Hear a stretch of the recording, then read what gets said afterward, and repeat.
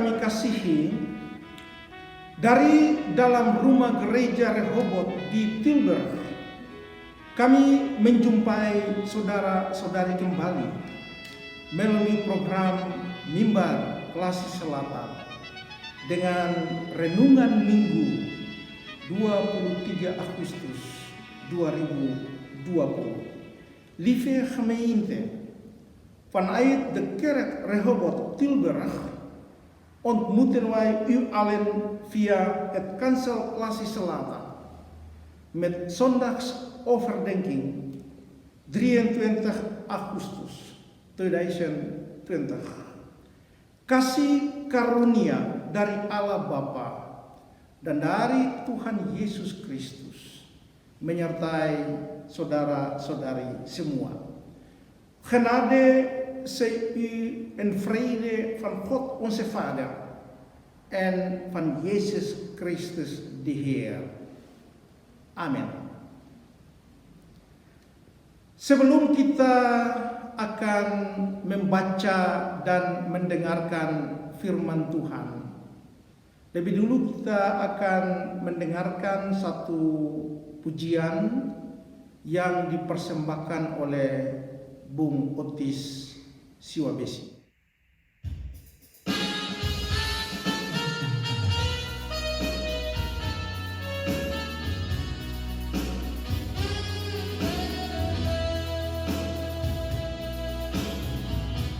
Hanya satu jalan kehidupan, hanya satu jalan keselamatan. Datanglah sekarang, hai teman, datanglah sekarang padanya. Yesus manis lembut menunggu di pintu hatimu.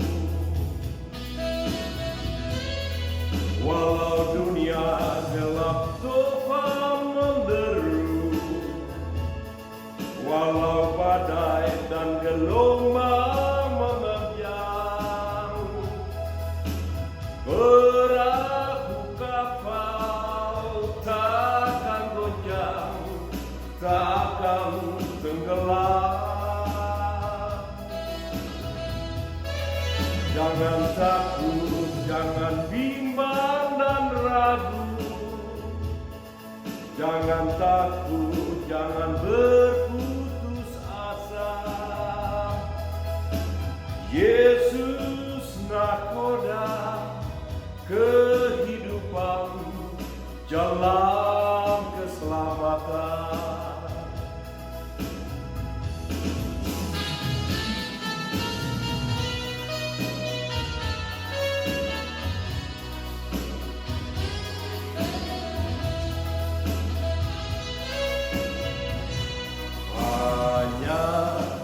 Satu kasih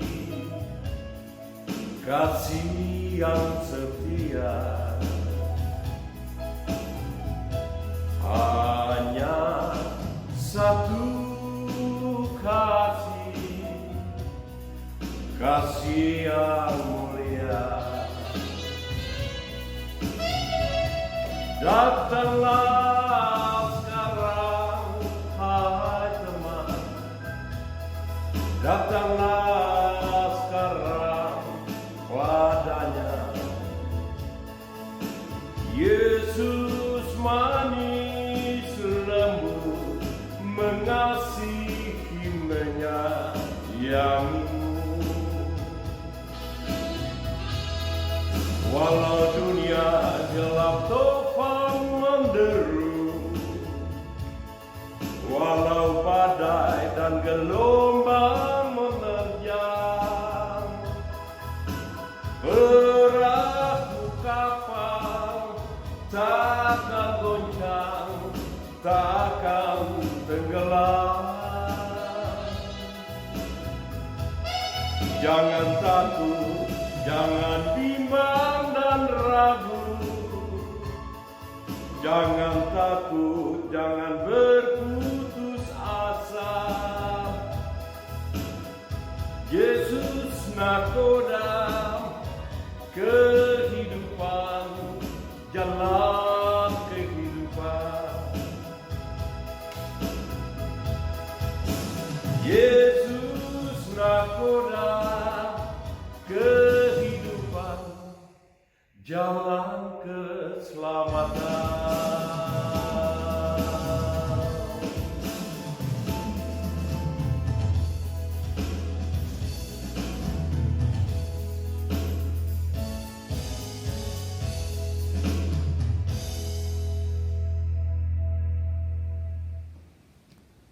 Lieve gemeente, de schriftlezing voor deze zondag is gekozen uit Romeinen 11, vers 25 tot met 36. Ouderling de heer Mailisa en diaken de heer Patti Pawai zullen voor ons lezen in het Maleis en in het Nederlands. De schriftlezing van vandaag is genomen uit Romeinen 11, vers 25 tot met 36 en dat luidt als volgt. Er is, broeders en zusters, een goddelijk geheim dat ik u niet wil onthouden, omdat ik wil voorkomen dat u op uw eigen inzicht afgaat. Slechts een deel van Israël werd onbuigzaam, en dat alleen tot het moment dat alle heidenen zijn toegetreden. Dan zal heel Israël worden gered. Zoals ook geschreven staat, de redder zal uit Sion komen en wentelt dan de schuld af van Jacobs nageslacht. Dit is mijn verbond met hen, wanneer ik hun zonden wegneem. Ze zijn Gods vijanden geworden, opdat het evangelie aan u kon worden verkondigd. Maar God blijft hen liefhebben, omdat hij de aartsvaders heeft uitgekozen. De genade die God schenkt, neemt hij nooit terug. Wanneer hij iemand roept, maakt hij dat niet ongedaan. Zoals u God eens ongehoorzaam was, maar door hun ongehoorzaamheid Gods barmhartigheid hebt ondervonden. Zo zijn nu ongehoorzaam, om door de barmhartigheid die u ondervonden hebt, ook zelf barmhartigheid te ondervinden.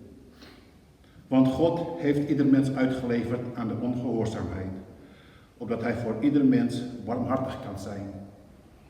Hoe onuitputtelijk zijn Gods rijkdom, wijsheid en kennis. Hoe ondoorgrondelijk zijn oordelen en hoe onbegrijpelijk zijn wegen. Wie kent de gedachten van de Heer? Wie was ooit zijn raadsman? Wie heeft hem iets gegeven dat door hem moest worden terugbetaald?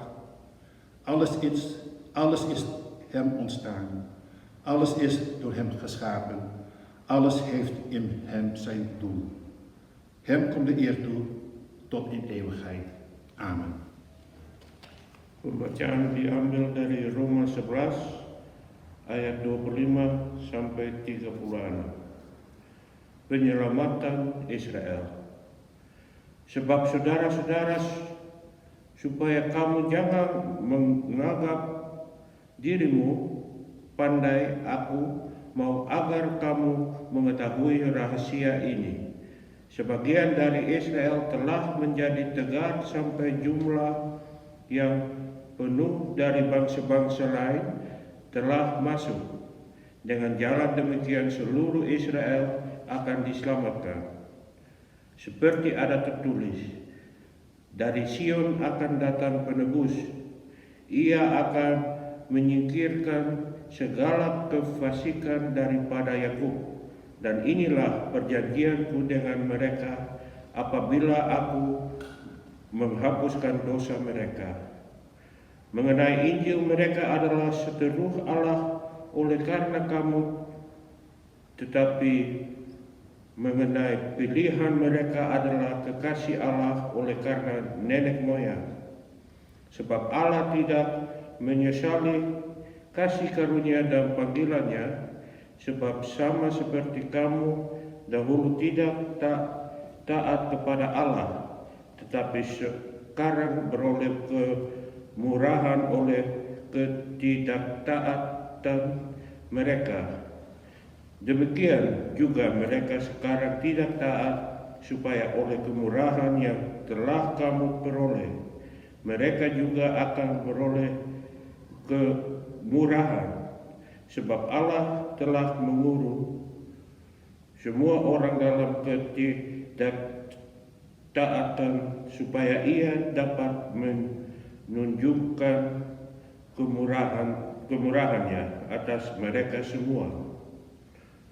Oh, alangkah dalamnya kekayaan hikmat dan pengetahuan Allah, sungguh tak terselidiki keputusan-keputusannya, dan sungguh tak terselami jalan-jalannya.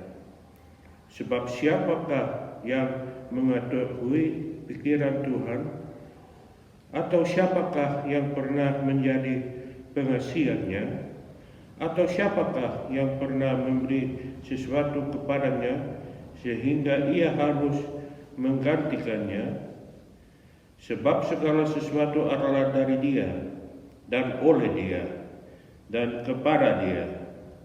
Bagi Dialah kemuliaan sampai selama-lamanya.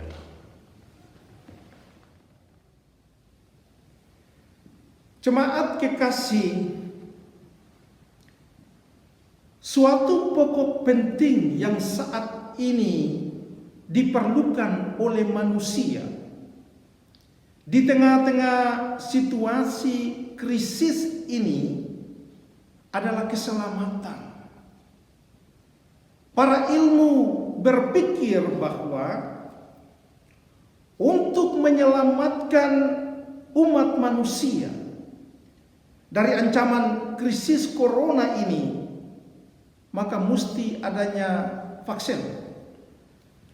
Dan semua orang akan memfokuskan diri mereka pada pokok ini.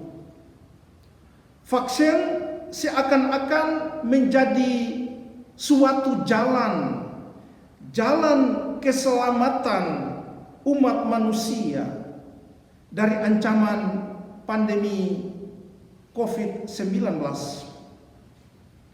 Nah, berbeda dengan pemikiran ini, ada seorang dokter ahli paru-paru. Di dalam pernyataannya dia bilang bahwa WHO terlalu membesar-besarkan vaksin. Kenapa? Kenapa tidak menganjurkan supaya semua orang mengkonsumsikan vitamin untuk meningkatkan imun tubuh? Nah, dari dua pandangan yang berbeda ini, kita bisa menarik satu kesimpulan bahwa tidak ada satu jaminan, tidak ada suatu jaminan tentang keselamatan yang bisa diberikan oleh manusia. Yang paling penting bagi kita semua adalah bahwa semua protokol kesehatan sudah kita ketahui, dan protokol kesehatan itu harus kita turuti, harus kita ikuti sebagai satu cara untuk dapat melindungi satu dengan yang lainnya, melindungi kesehatan tubuh kita secara bersama-sama.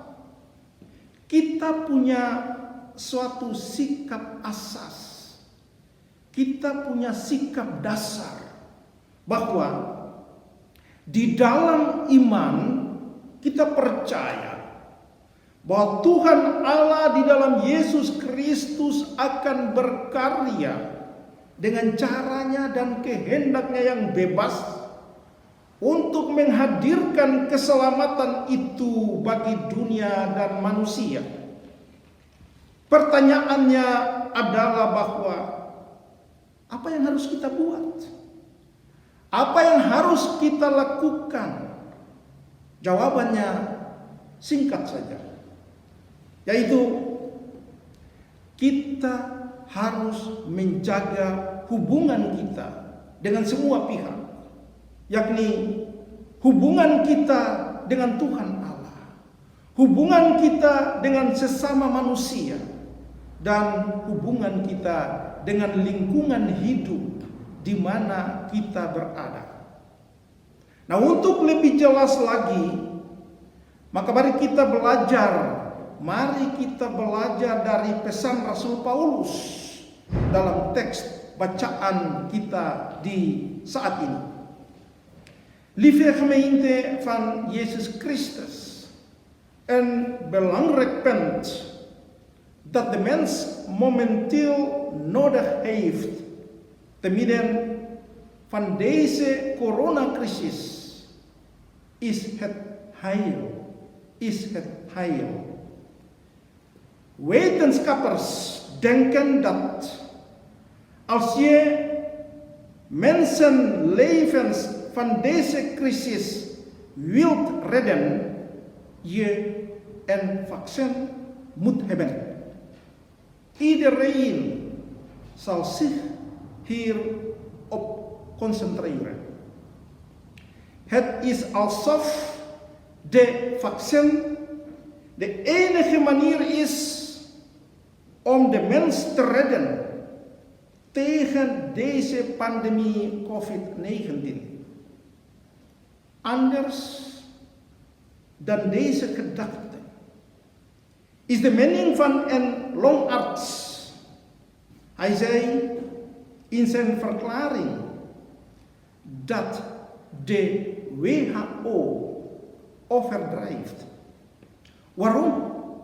Waarom wordt er niet geadviseerd om iedereen vitamines te laten consumeren om de immuniteit van het lichaam te versterken? Uit deze twee verschillende opvattingen kunnen we één conclusie trekken, namelijk dat er geen enkele garantie voor de redding door de mens gegeven kan worden. Het belangrijkste voor ons is dat we alle gezondheidsprotocollen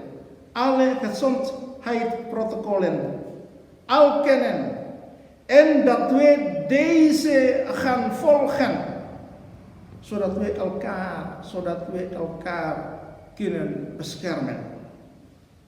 Onze grondhouding is dat we door ons geloven dat God in Jezus Christus zijn werk op zijn eigen manier zal doen om het heil te brengen aan de wereld en aan de mensheid.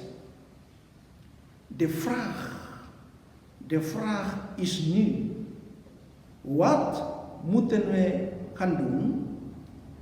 Het antwoord is simpel, namelijk het bewaken van onze relatie met alle partijen.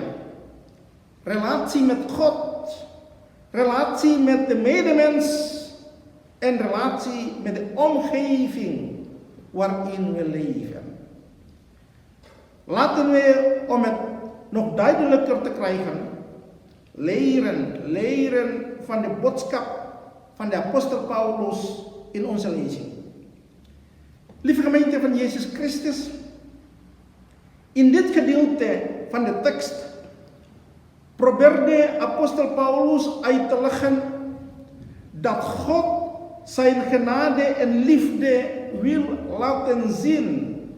De genade en liefde die de mens redt. Misschien zullen we ons afvragen hoe apostel Paulus deze genade en liefde van God kon begrijpen, waardoor hij dit kon uitleggen zoals wat er geschreven staat. Omdat hij zelf rechtstreeks de genade en liefde van God in zijn leven mocht meemaken. Als we hier logisch over nadenken, dat toen de mens in zonde viel, God het recht had om hem te straffen. Dat is hetzelfde als iemand de wet overtreedt, zeker gestraft dient te worden. Maar zo was het niet gegaan. God liet zelfs zijn liefde en zijn heilswerk zien aan de mens. Eén ding wat zeer interessant is van apostel Paulus' uitleg is dat God nooit spijt had gehad van wat hij in het belang van het leven van de mens had gedaan. God heeft geen spijt dat hij de mens kans gaf om zijn kinderen te worden. God heeft geen spijt dat hij de mens die hem werkelijk hebben teleurgesteld niet heeft gestraft. Maar juist met een volmaakte initiatief heeft God de mens opgenomen om zijn kinderen te worden. Dat alles is het bewijs van Gods pure genade en liefde dat hij brengt. In overeenstemming met de context van deze tekst wil de apostel Paulus een gelijkenis maken van de positie van het volk Israël en de volkeren die geen Israëlieten zijn, die denken dat ze niet dezelfde geschiedenis hebben en niet in vrede met elkaar kunnen leven. Hier bracht Paulus een gedachte over op basis van gelijkheid, namelijk of zij het volk Israël zijn of niet, geen van beiden hebben Gods wet en regels gevolgd. Maar nu is er heil in Jezus Christus, die een nieuwe bladzijde van een nieuwe geschiedenis opent. De Israëlieten, maar ook de niet-Israëlieten, zeg maar iedereen, kreeg dezelfde kans om vernieuwd te worden in Jezus Christus, die gekomen is om alle mensen te verzoenen in zijn liefde. Het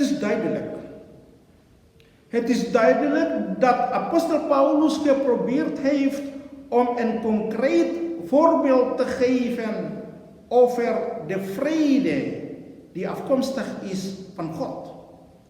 De grootheid van Gods liefde is zeer tegenovergesteld met de denkwijze van de mens, waarin de mens die de wet niet wil gehoorzamen, straf moet krijgen. Maar in Gods genade en liefde zal er altijd vergeving zijn. In zijn eigen vrije wil zal God met zijn liefde alle mensen redden. Daarom zegt apostel Paulus, alles is uit hem ontstaan. Alles is door en tot hem. Alles heeft in hem zijn doel. Hem komt de eer toe tot in eeuwigheid. Lieve gemeente van Jezus Christus. De uitleg van apostel Paulus over Gods genade en liefde in deze tekst van Romeinen 11 vers 25 tot met 36 nodigt ons allen uit om elkaar in Gods liefde lief te hebben. In deze huidige crisissituatie, waarin we niet samen naar de kerk kunnen komen om het woord van God te horen, kunnen we het woord blijven horen in ons gezin. Dat betekent dat we in elke situatie die ons leven bedreigt, samen verbonden zijn, gebaseerd op Gods liefde. En het woord van God zal de basis zijn van onze verbondenheid. Eén ding wat belangrijk is om de genade en liefde van God te doen voor de ander is de zuiverheid van ons hart en de puurheid van onszelf vast te houden. Wanneer we verlangen om iets goed te doen dat vanuit ons hart komt, dan zullen we het fijn vinden dat we veel mensen blij maken. Alles wat we denken met onze logica is ook goed om te overwegen met ons gevoel. Samengevat kunnen we zeggen, ons verstand en ons hart moeten samen kunnen gaan om Gods liefde in het dagelijks leven te tonen, zodat het heil van God een deel zal zijn van ons allen. God zegen ons. Nah, saudara-saudari jemaat yang Tuhan Yesus kasihi, pada bagian teks bacaan ini Rasul Paulus coba untuk menjelaskan bahwa Tuhan Allah ingin menunjukkan kasih karunia-Nya untuk menyelamatkan semua manusia. Mungkin saja kita akan bertanya, bagaimana Rasul Paulus dapat mengerti tentang kasih karunia Allah itu sehingga dia dapat menjelaskannya seperti yang tertulis ini? Karena dia sendiri mengalami secara langsung kasih karunia Allah itu di dalam hidupnya. Kalau dipikirkan dengan pikiran kita bahwa ketika manusia jatuh di dalam dosa, maka Tuhan Allah berhak menghukumnya. Itu sama saja jika seseorang melanggar undang-undang yang berlaku di dalam satu negara, maka dia pasti dihukum. Tetapi ternyata tidak demikian. Tuhan Allah malah menunjukkan kasih dan tindakan penyelamatannya kepada umat manusia. Satu hal yang sangat menarik dari penjelasan Rasul Paulus ini bahwa Tuhan Allah tidak pernah menyesal dengan apa yang dilakukannya bagi kepentingan hidup manusia. Tuhan Allah tidak menyesal karena telah memberikan suatu kesempatan untuk manusia bisa menjadi kekasihnya, menjadi anak-anak kesayangannya. Tuhan Allah tidak menyesal karena tidak menghukum manusia yang sebenarnya sudah bikin kecewa hati Allah. Justru dengan suatu cara yang baik, Tuhan Allah telah mengangkat manusia menjadi anak-anak kesayangannya. Semuanya itu saudara-saudari adalah merupakan bukti kasih karunia Allah yang murni, yang mau menyelamatkan semua manusia. Nah, sesuai dengan konteks dari teks ini, Rasul Paulus coba untuk mensejajarkan atau coba untuk menyamakan kedudukan orang-orang Israel dan orang-orang yang bukan Israel, yang merasa bahwa jalan sejarah hidup mereka tidak pernah sama dan tidak akan bisa untuk hidup damai satu dengan yang lainnya. Di sini Paulus menyampaikan suatu gagasan atau suatu ide tentang dasar kesamaan, yaitu baik orang Israel maupun orang-orang yang bukan Israel, mereka sama-sama tidak taat, tidak dengar-dengaran kepada perintah dan aturan-aturan Tuhan Allah. Namun kini telah datang keselamatan di dalam Yesus Kristus yang membuka suatu sejarah baru kepada semua manusia, baik orang Israel maupun yang bukan Israel. Bilang saja, semua orang menerima kesempatan yang sama untuk dibaharui di dalam Yesus Kristus, yang telah menunjukkan kemurahan kasih Allah bagi semua orang. Yesus Kristus telah datang untuk mendamaikan semua orang dengan kasih-Nya.